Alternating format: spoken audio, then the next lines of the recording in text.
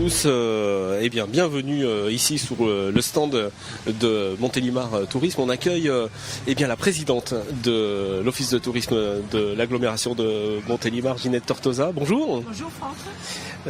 Également sa directrice, c'est Emmanuel Rivas. Bonjour. Bonjour. Et puis Cathy Otajon qui est là aussi pour représenter le député maire Franck Régnier qui n'a pas pu être là aujourd'hui, avec un très beau discours. Dites-moi, c'est vous qui écrivez?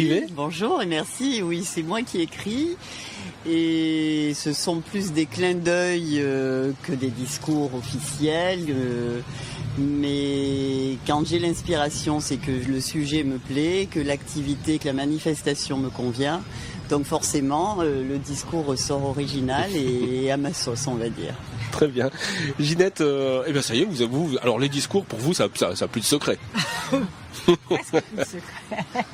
Alors parlez-nous de Montélimar côté jardin. Ginette. Alors Montélimar côté jardin est la 8e édition cette année. Il y a plus de 70 exposants qui exposent donc sur les allées provençales et sur le jardin public. Chaque année, nous mettons un produit du terroir et nous prenons un thème à l'honneur. Et cette année, nous avons donc choisi celui des fleurs qui se mangent. Des fleurs qui se mangent, ça c'est original. Oui, c'est original. Et puis, si vous avez tous regardé l'affiche de Montélimar côté jardin, l'affiche 2011, bien sûr, oui. Vous verrez donc la fleur de safran qui illustre cette affiche. Voilà, une fleur le safran qui se mange évidemment. Le safran qui se mange, parfaitement. Voilà. Emmanuel, alors encore un beau succès, il y a beaucoup d'exposants. Il y a combien d'exposants sur Montélimar côté jardin? Mais comme le disait Ginette, c'est une manifestation qui accueille le plus d'exposants. C'est 70 exposants aujourd'hui entre le jardin public et les allées provençales. Ils viennent d'un peu partout, de Drôme, d'Ardèche, de Vaucluse, des Hautes-Alpes, d'un peu plus au sud également. Et on a vraiment la chance d'avoir réuni toute la diversité des produits du terroir, des plantes aromatiques, des fleurs, mais aussi pour le maraîcher. On a des plantes de tomates derrière nous. Voilà, c'est très complet, c'est très coloré, ça sent bon, c'est très agréable. Et puis il y a une ferme également avec des animaux qui a un énorme succès. Effectivement, la commande politique, c'est de créer des événements qui soient populaires. Et pour rendre les activités populaires, il faut en faire pour tous les âges, pour tous les goûts, pour tous les budgets. Un marché, c'est un lieu où on achète, mais il faut aussi des activités. Là, elles sont complètement gratuites. La mini-ferme, ce sont des chèvres, des chèvres naines, des moutons, on a les petits lapins. Donc, on a un petit bout de chou de 2 ans, 3 ans. On peut aller tripoter les petits lapins et se faire plaisir. Et puis l'atelier d'art floral de Marjorie Palowski qui, je le rappelle, avec le soutien des services verts, des espaces verts municipaux, on fait de la récupération de végétaux avec eux et on crée cet atelier d'art floral qui fait plaisir à tout le monde, grands et petits. C'est à la fois pour les enfants mais aussi pour les parents qui les accompagnent. Alors Cathy Otajon, vous êtes promenée sur les allées, on vous a vu avec une partie du conseil municipal. Vous avez trouvé des choses originales?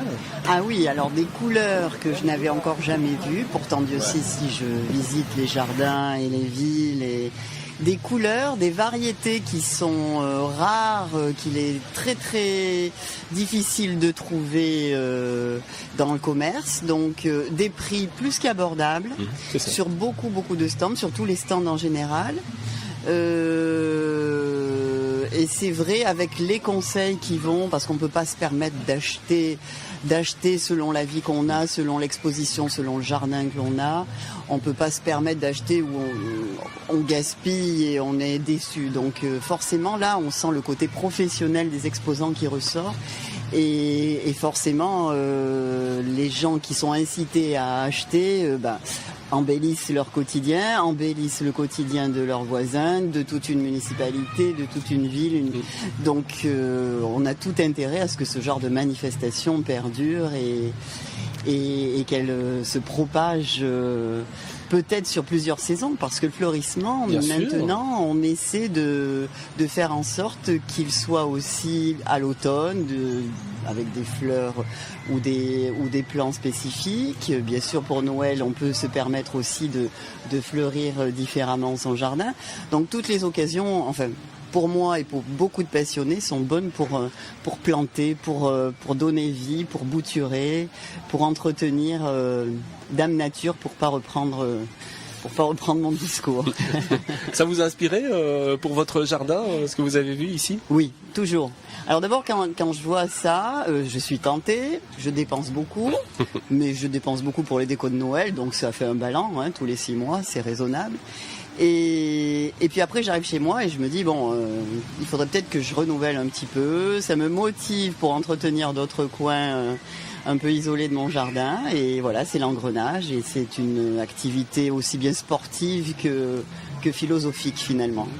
Alors Ginette, vous avez trouvé des choses originales. On a vu du nougat aussi en bijoux. Oui, parfaitement.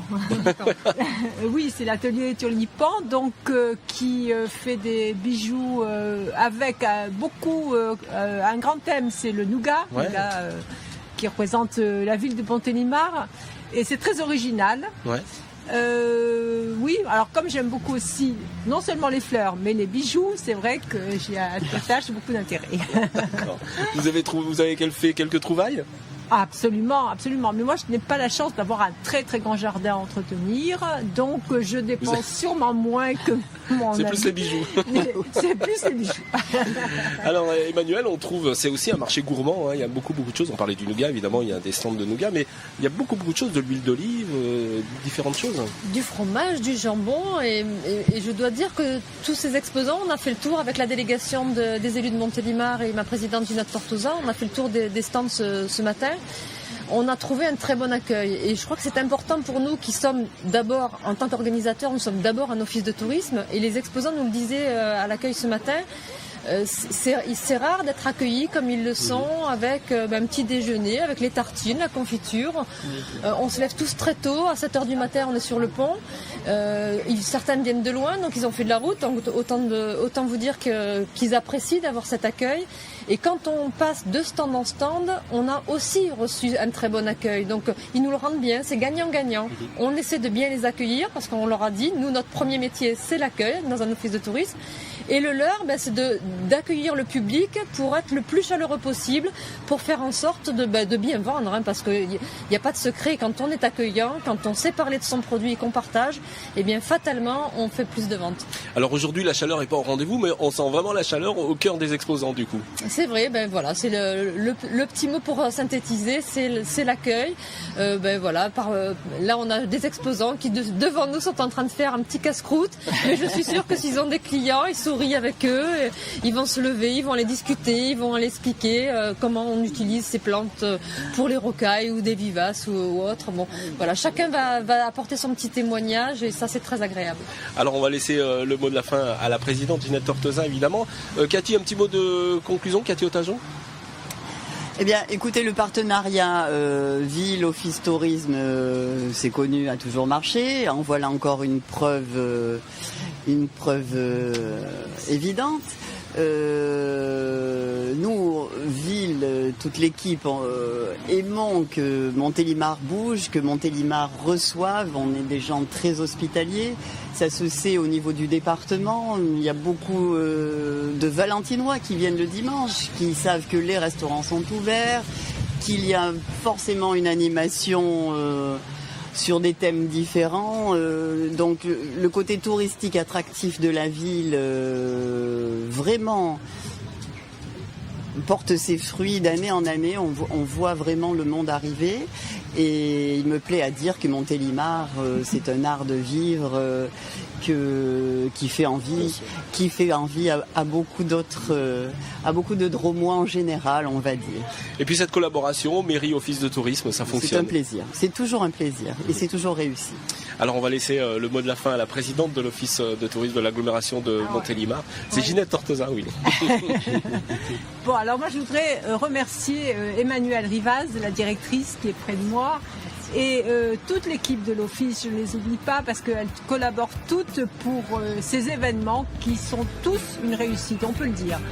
Et je voudrais aussi remercier mon amie Cathy Otajon qui répond toujours présente lorsqu'on a besoin qu'elle vienne nous voir un petit peu, elle est toujours là et je la remercie infiniment. Merci, en tout cas pour moi c'est très agréable d'avoir des femmes au centre de la table. Merci beaucoup. Merci.